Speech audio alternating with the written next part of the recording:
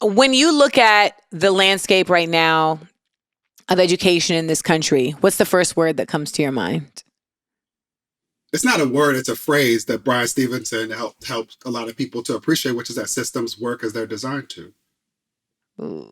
Public education in this country in particular works as it was designed to What was it designed to?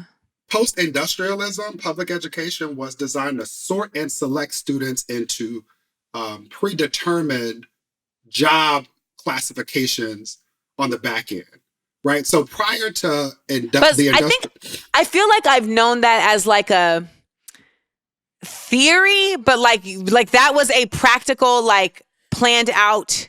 yes, it was so. I was looking for it earlier, but Bell Hooks writes in a book called Teaching Critical Theory about how most people forget the name John Dewey.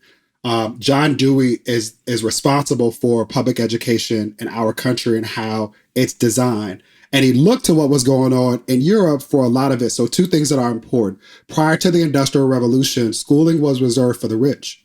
Yes.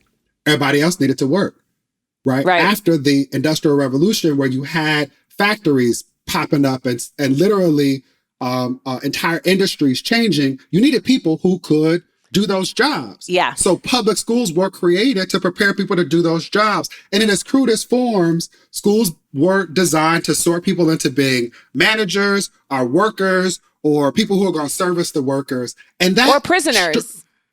people who are going to service the workers. Oh, labor force. Okay. Yeah.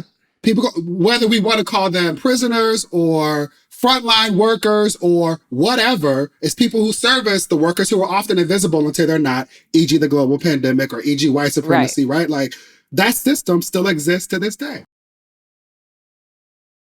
So when we see, and I wanted you, I couldn't wait for you to come on so you could unpack this for a lot of us, because I feel like a lot of folks don't necessarily understand the impact of charter schools and how the Betsy DeVoses of the world who are using language like, we want to put school back into the state's hands. We want to put schools back into the parents' hands. I wanted you to just decrypt and decode that for folks, because it's coded language that is, one, on its surface feels empowering, right? Like ideally, folks hear that and say, oh, they care about the parents and they care about the states. But I feel like you and I know, and you can say it way better than I can, that is actually not, even if it's accurate. Empowering, it's only right. It's not accurate because it's only empowering for a certain group. So I would love if you could just kind of decode that for folks. Yeah, happily. So let's separate at least two things in this moment. One is being a conversation around charter schools, and then the second is around parent rights.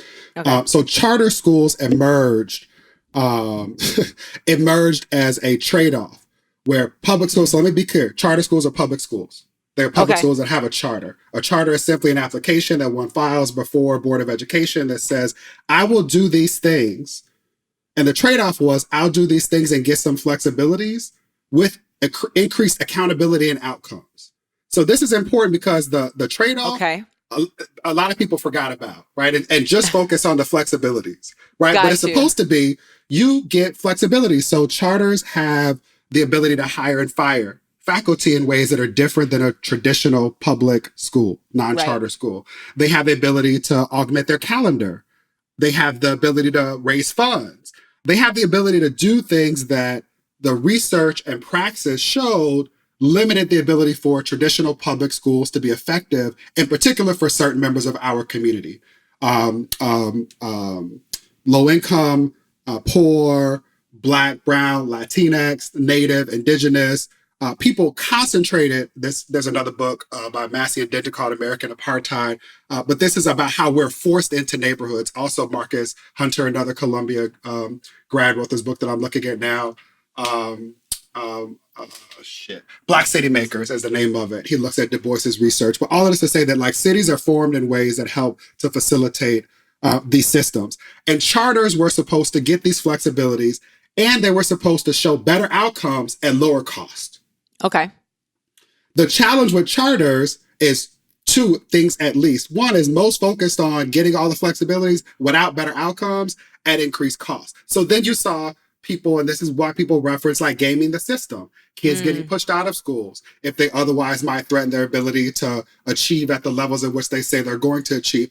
And then in a lot of cities, you don't have charter boards who are actively holding charter authorizers accountable. Right. So you have schools that people know are just doing a disservice to communities and people hold on to them for whatever reason. And it's not until there's someone who comes in and says, hey, we're going to change it, that there's often an outcry. So the point I want people to walk away from is as follows. One, charter schools or public schools.